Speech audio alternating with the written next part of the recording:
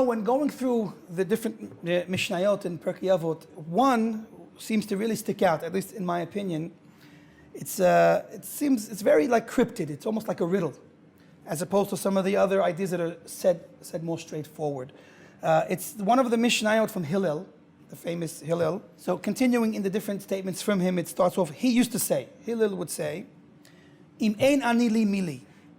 If I am not for myself, who will be for me? Ani la'atzmi ma'ani, and when I am for myself, and if I am for myself, what am I? V'im lo achshav matai, and if not now, when? Now, very interesting. 3 questions that seem to be very vague. What's the subject of the Mishnah is not really clear. What is the subject he's talking about? Why these 3 questions in order like that, and seem to have like rhetorical type of answers. So let us appreciate and get a little bit into the idea of going on over here. First of all, we mentioned 3 different statements. So what is the significance of the 3?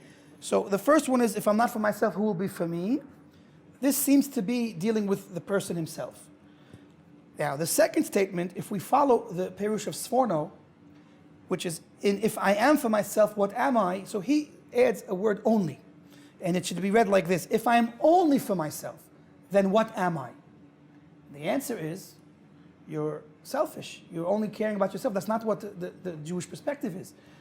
So, in that second statement, we can say that really, although it's talking about me not being selfish, but the result of me not being selfish is obviously helping others and being involved with the people around me and the world around me. So we could see a hint to the idea of the world around a person in the second statement. So the first statement is talking about the person himself, and the second statement is talking about how a person will relate to his environment, his surroundings, the other people around him. Now, the third statement, V'im lo achshav matai, essentially, in its simplest sense, is talking about now's the time to act and don't waste it. But when we talk about literally, Im lo achshav matai, if not now, when, is really pointing at the subject of time. With this explanation for these 3 statements, we actually can connect our Mishnah to an idea from Sefer Yetzirah, one of the earliest books on mysticism, on Kabbalah, where the Sefer Yetzirah says over there that there are 3 basic dimensions or levels of existence. In there it's worded in Hebrew, there's Olam, Shana, and Nefesh. Olam means world, Shana means year, and Nefesh means the soul. That translates into the 3 levels we spoke about in our Mishnah. That there is the idea of the soul of a person, which is man, then Shana, which is year, means time, and Olam means the world, the people around you. So that's how we could understand the 3 statements. That these 3 statements are actually connected to these 3 levels. Man, the world around him, and time. After thinking about this Mishnah and coming up with this idea, I actually found the Sfat Emet, one of the famous Hasidic rabbis. He has a Perush on many things, on Chumash, on Gemara. He also has a Perush on Mishnayos, where he brings in this idea that this Mishnah actually connects with these 3 levels from Sefer Yetzirah. So we have good company that he also says this idea, one of the big tzaddikim and chachamim, that this Mishnah connects with these 3 levels: person, the world, and time.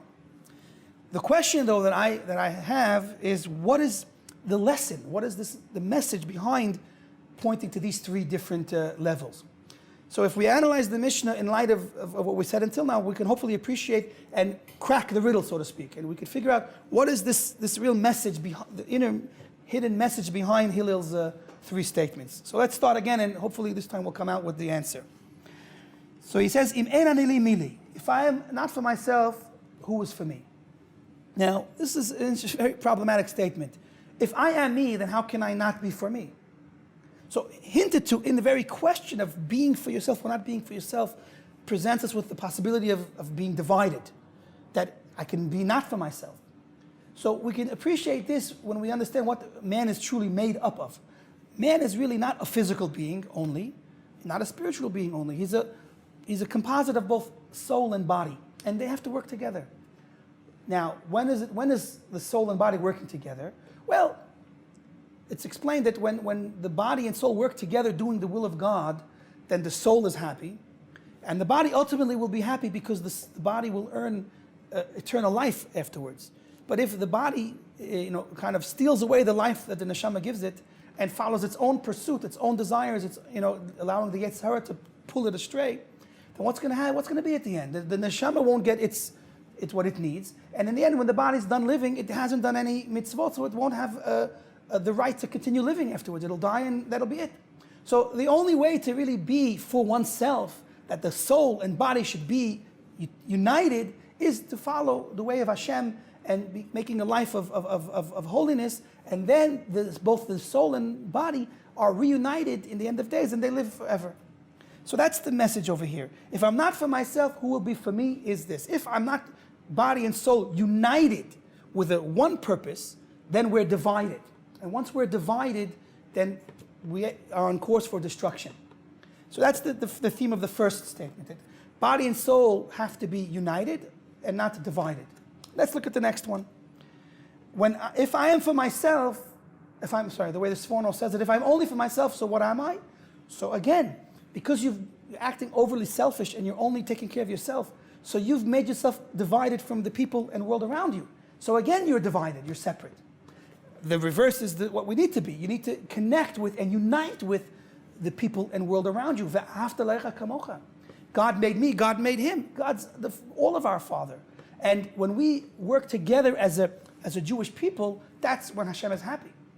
As a matter of fact, according to the Ramak of Moshe Cordovero in his Sefer Tomer Devorah, based on Kabbalah, he explains why are Jews responsible for each other. And of course, also the mitzvah of V'ahavta l'cha kamocha, it's a very extreme. Why should I love someone else that's not me, like me? That's a bit extreme. How about, I'll give him a tip, I'll give him a bonus, but I should love him like I love me. That's a bit much to ask for a stranger. The answer is he's not a stranger. So the Ramak explains that really all of the Jewish people are like one body.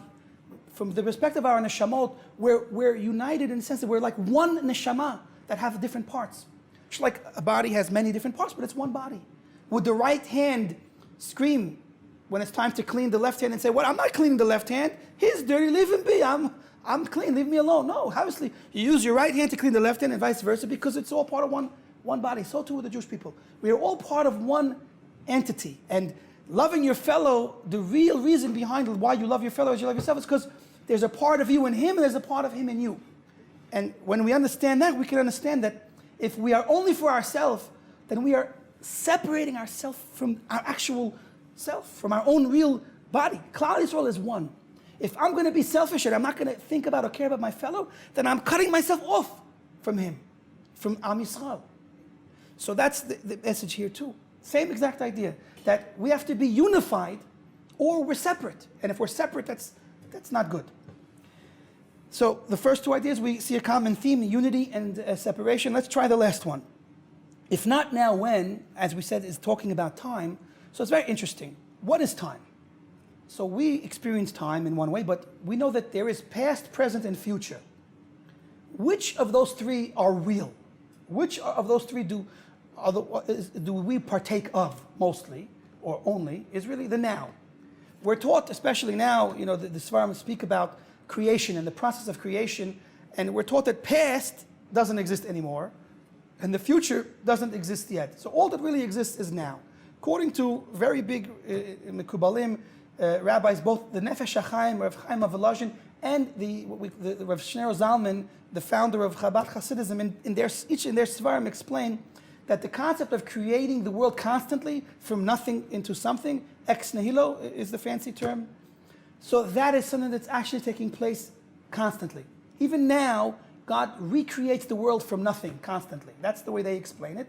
And one of the proofs is that we say that creates the great lights. In the morning when we pray, we don't say that created the great lights, but that creates the great lights. Well, these great lights, the moon and the sun, have been up there for a long time.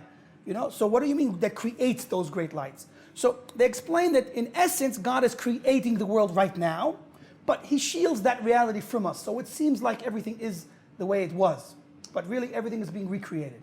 With that in mind, we can really certainly appreciate, as far as time goes, that the future doesn't exist yet because God hasn't created it, and certainly the past is finished because God is creating the now right now.